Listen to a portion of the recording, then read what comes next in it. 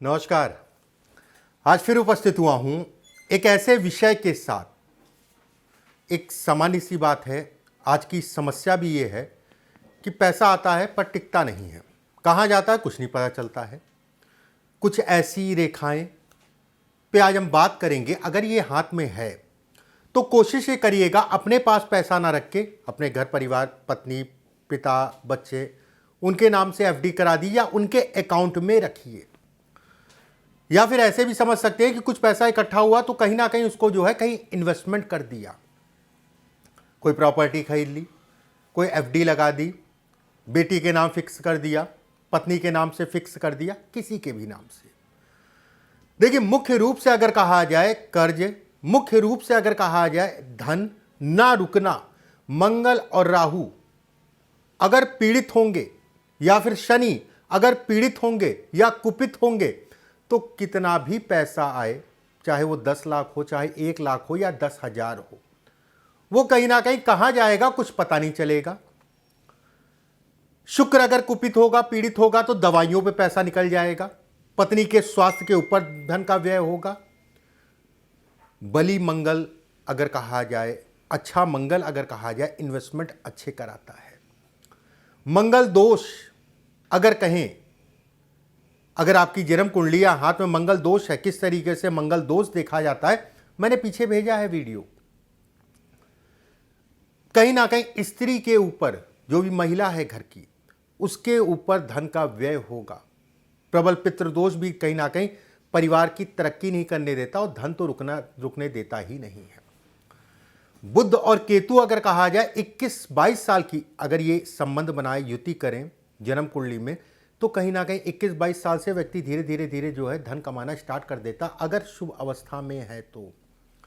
और दूसरे और 7वें भाव का अगर कहा जाए केतु है, शादी से पहले महिला बिल्कुल ठीक थी, उनका स्वास्थ्य इत्यादि चीज़ें सब कुछ ठीक रहता था। शादी के बाद क्या हुआ, कैसे हुआ, कुछ ना कुछ इनके ऊपर लगा रहता है।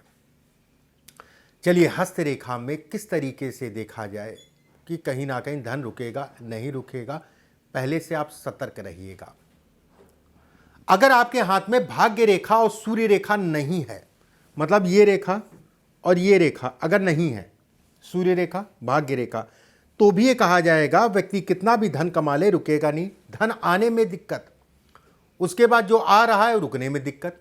बहुत संघर्ष और मेहनत के बाद कहीं ना कहीं कुछ मिलता है, उसके बाद वो कहीं ना कहीं निकल जाता है। एक बिंदु, हाथ के बीचों बीच का क्षेत्र अगर कहा जाए राहु का क्षेत्र है, ये हिस्सा अगर कहें राहु का क्षेत्र है, ऐसे समझ लीजिए, अगर जिनको नहीं समझ में आ रहा है, ये हिस्सा अगर कहा जाए राहु का क्षेत्र है। अगर राहु के क्षेत्र पे गड्ढा है, बड़ी मेहनत करके, प्रयास करके आगे बढ़ने की कोशिश कर रहे हैं, लेकिन धन नहीं रुक रहा है, दिखावे में। अगर इसके साथ सूर्य की रेखा कई जगह से कटी है या टूटी है, तो ऐसे में कहा जाएगा व्यक्ति दिखावे, चमक दमक के चक्कर में अपना जीवन जो है, अपना धन कहीं ना कहीं, ऐसे लोगों को मित्रों से बड़ा नुकसान होता है। जो भी मित्रता होती है, जो भी यार दोस्त होते हैं, कहीं ना कहीं जो है वो पैसे से संबंधित चीज़ों में पीछे पीछे लगे रहेंगे और आपका पैसा कहीं ना कहीं बर्बाद होता रहेगा। धन संचय की आदत डालिए। अगर आपके हाथ में ये हिस्सा गड्ढा है तो देखिए, थोड़ा मोड़ा सबका होता है, ठीक है, थोड़ा मोड़ा अगर कहा जाए सबका होता है। अगर ज़्यादा है, पानी डालिए हाथ में, इस जगह पे, पूरे जगह पे पानी अगर ज़्यादा रुकता है तो ये कहा जाएगा कहीं ना कहीं धन नहीं रुकेगा। इसके बाद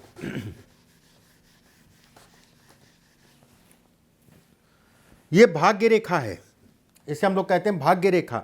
अगर भाग्य रेखा शनि के क्षेत्र पे, खासकर अगर कहा जाए शनि के क्षेत्र पे मोटी होती है, तो भी कहा जाता है कि कमाया हुआ धन कहीं ना कहीं कुछ ना कुछ ऐसी स्थितियां बनेंगी, वो निकल जाएगा।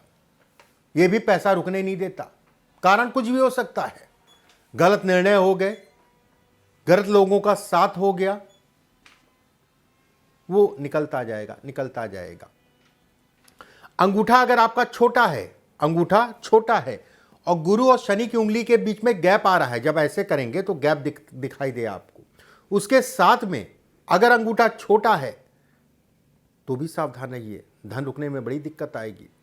अगर उसके साथ में हाथ भी आपका पतला है, दबा हुआ हाथ है, ठीक है, ऐसे में कहा जाएगा ऐसे लोग शौकीन प्रवृत्ति के होते हैं, शरीर से कमजोर होते हैं, आंतरिक ऊर्जा में कमी करता है। भले आप बहुत मोटे हैं, बहुत चर्बी है शरीर में, बहुत मोटे दिख रहा है, लेकिन अंदर से कहीं ना कहीं ऐसे लोग कमजोर होते हैं। धन जोड़ने की, पैसा जोड़ने की आदत डालें।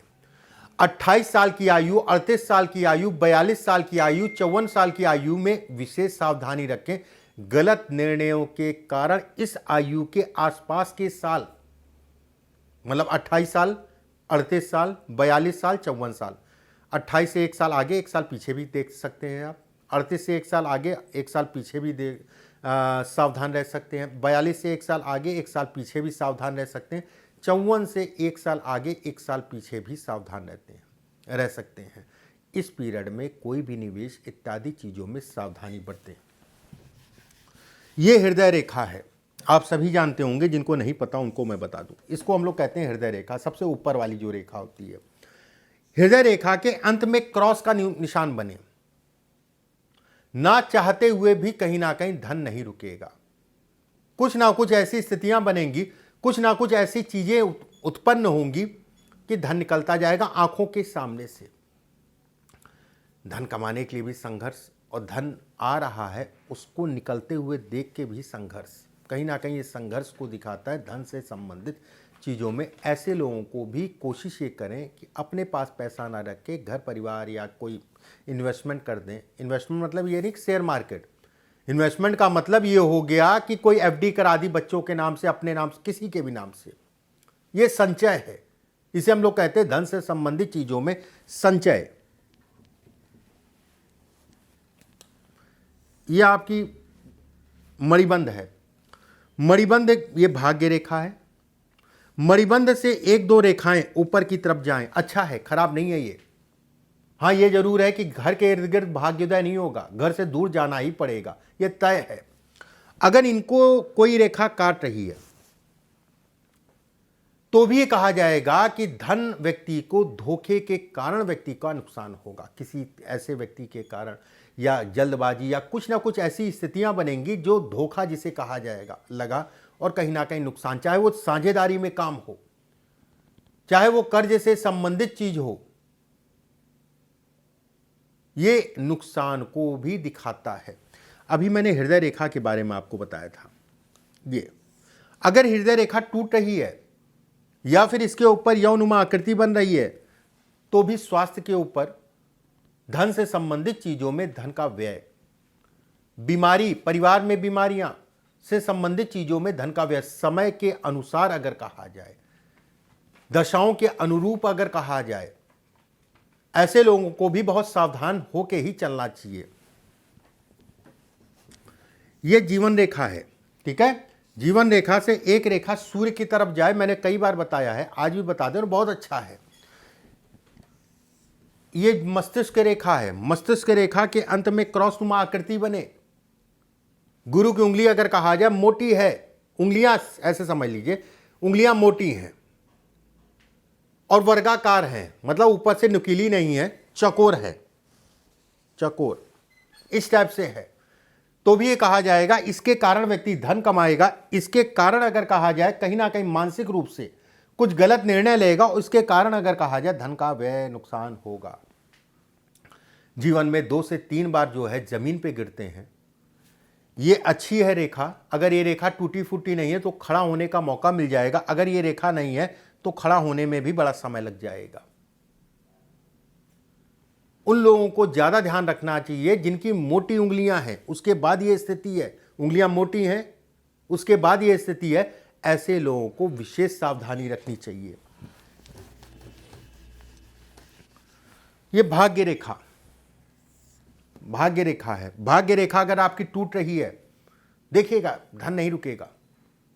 आप कहेंगे टूटी टूटी है, ठीक है, तो आप कहेंगे कि हाँ पंडित जी सही कह रहे हैं, धन नहीं रुक रहा है।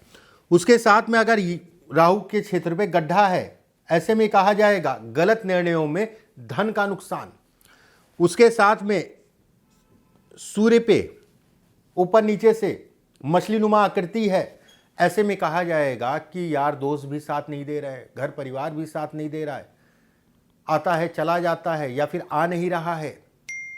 अगर यहाँ से दो रेखाएं इस पे बन रही हैं, इसके साथ में ये खिंच रही हैं, बड़ी मेहनत करने के बाद ही कुछ मिलेगा, ये समझ के चलिएगा। समय का ध्यान रखिए, समय का अनुपालन करिए, समय को बर्बाद मत करिए। बिल्कुल मैं कहूँगा ईश्वर, गाय और जानवरों की सेवा जरूर करना चाहिए ऐसे लोगों को, अगर ये स्थिति है। अगर इसमें से जो मैंने 4 बिंदु बताए हैं कि भाग्य रेखा टूट रही है 1, राहु के क्षेत्र पे गड्ढा है 2, सूर्य की रेखा इस टाइप से है, और ये अगर 2 बिंदु भी हैं और उन 2 बिंदुओं में भाग्य रेखा टूट रही है, वो मस्ट है, तो भी कहा जाएगा कि व्यक्ति को निवेश इत्यादि चीज़ें बहुत देख दाख के करनी चाहिए, और धन कहीं ना कहीं उसका प्लेटफॉर्म लगाने का डायरेक्शन जो है सही होना चाहिए। नहीं तो आने वाले समय में चाहे आप 1 लाख कमाएं या 10 लाख कमाएं या 1000 कमाएं, वो धन कहाँ जाएगा आपको कुछ भी नहीं पता चलेगा। जब भी जन्म कुंडली में देवगुरु बृहस्पति नीच के या कुपित होंगे, ऐसे लोगों की अगर कहा जाए भाग्य रेखा टूटी होती है या बहुत ज़्यादा कटी पिटी होती है या फिर बहुत ज़्यादा मोटी होती है।